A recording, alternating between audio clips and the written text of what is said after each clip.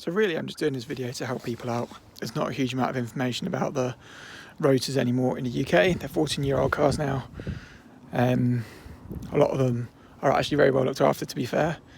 But because they're old, there's not a huge amount out there on the internet, so I just thought I'd do a review on mine and let you know how I got on. So I bought this car as a bit of a commuter and also for fun on the weekends. I originally was looking for something a bit more sensible. I actually started looking at the 4.4s, 4.2s and other electric cars. Even looked at a Twingo just for a laugh, but ended up thinking, you know, for similar kind of money, well, a bit more, but more money, you can get something that will pair up as a fun car for the weekends and also a bit of a commuter car. Going into buying these cars, you need to have your eyes open and be very aware of all the problems that you can get with them, of which there are many. I'd recommend going on Evolution UK, on the roadster.net, and also on the Smart Roadster Owners Club on Facebook for all the information you could ever need for troubleshooting and just for general support. People on there are fantastic. I know that all those places and you'll get all the information help that you need. There are a number of things that you need to be careful for when looking at these cars. Leaks from all four corners of the roof, leaks from around the just above the wing mirrors up here. There's a particular wire that runs along back here somewhere, and then when it comes off the clip, it rubs and it can actually set fire to the car, so you need to make sure if that clip has come off. There's a particular fix you can do for that wire to make sure it doesn't set fire to your car. The monoblocks apparently are very soft, although I haven't had any problems with mine. They also peel, the lacquer comes off, or you need to get them refurbished. The SAM unit underneath this scuttle tray, the SAM unit is the brain, it's the ECU for the car.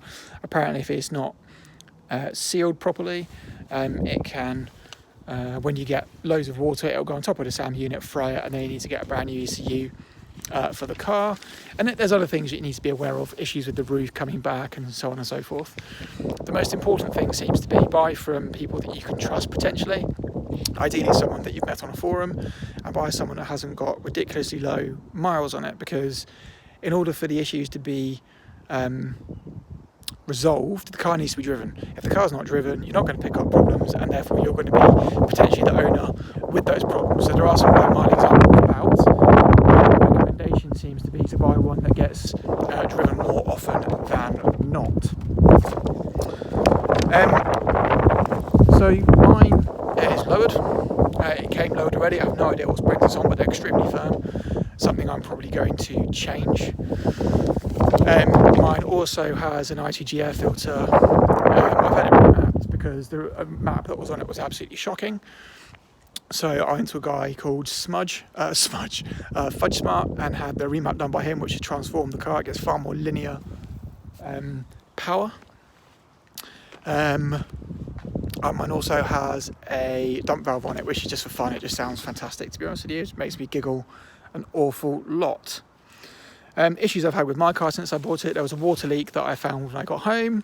I should have been more careful when I picked it up. There was a carpet underneath the car, but I didn't investigate. That was my problem. I do have a local specialist near me, which was one thing I investigated before I purchased the car, and it took 3 trips to him to find a problem, which was a leaking hose, but also the water pump was shot, so I got the water pump replaced.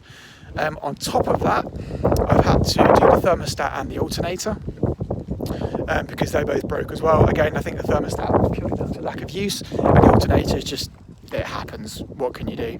I do have a small leak from both sides here, and I'll show you what I've done to try and rectify it, and I think it's pretty much worked, but it's not entirely watertight. Other than that, I'll just walk you around it quickly, and that's kind of it. It's a huge amount of fun. I will say that the car is a great deal of fun to use, but let me walk you around it. Oh yeah, and also the buttons on these keys underneath, they split, and I've had to do a repair on mine, but they do actually break. So you open it up, and you'll find it is quite a cheap interior, if I'm being completely honest. It's not real leather, it's some kind of fake leathery stuff. But then I've also got a steering wheel that was put in by the previous owner, which is about £800-900, which is fantastic. It feels really good in the hands.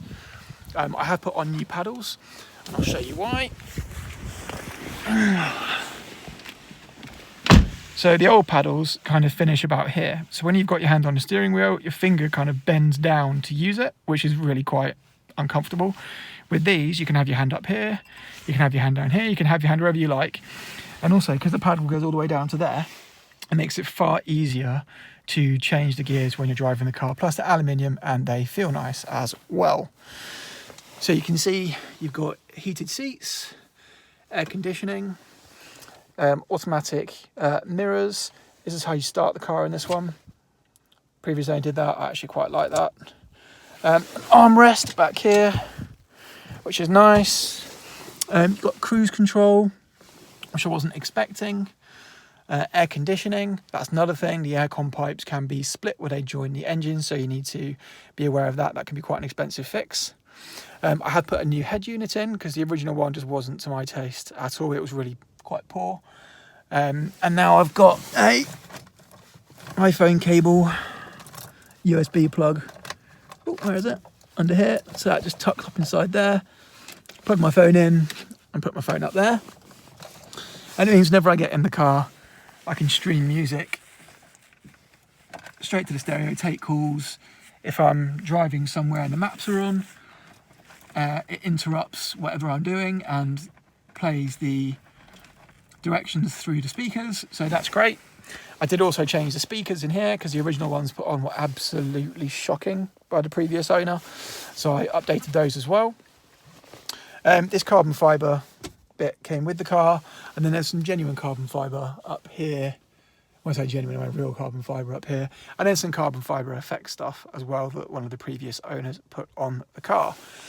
I also changed this switch because it was really faded and all the plastic was coming off. And also, another very well-known problem is that the backlight dies on these. So I sent that off to Germany to get fixed.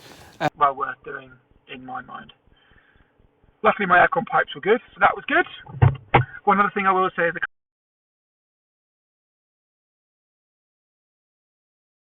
does a job. I've been here. My daughter goes there. She loves it because the roof comes off. So for her, it's absolutely fantastic. Come around the front. You've got the front boot, which is again a lot bigger than people give it credit for. So just close that. And then you've also got the rear boot.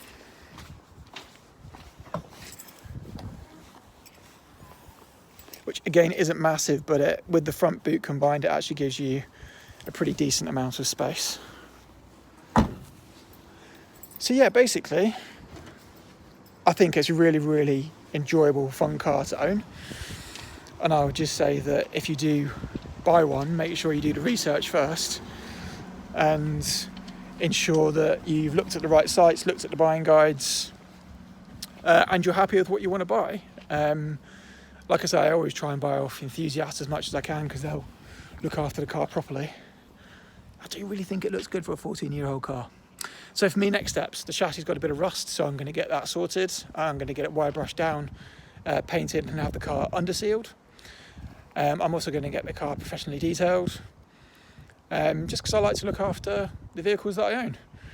But yeah, hopefully this has been a little bit helpful for people. The prices of these cars are almost impossible to gauge. They go from 2.5 up to about 7 or 8 grand, depending on the quality, maintenance, specification, and so forth. So this is a Brabus exclusive.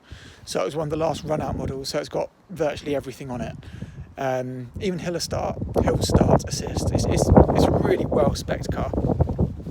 So yeah, if you've got any questions, leave them in the comments or go onto those various groups that I've just mentioned. And yeah, go into it with your eyes wide open, but it's a fantastic car to own. I really, really enjoy it. My daughter enjoys it, and it fulfills a really good purpose. It's cheap to run, petrol-wise, it's cheap to insure, it's cheap to tax. So yeah, cool. Like I say, I'm not a YouTuber. This is just to help people. So yeah, if you've got any comments, obviously I'll try and help. But yeah, that's it. Cheers.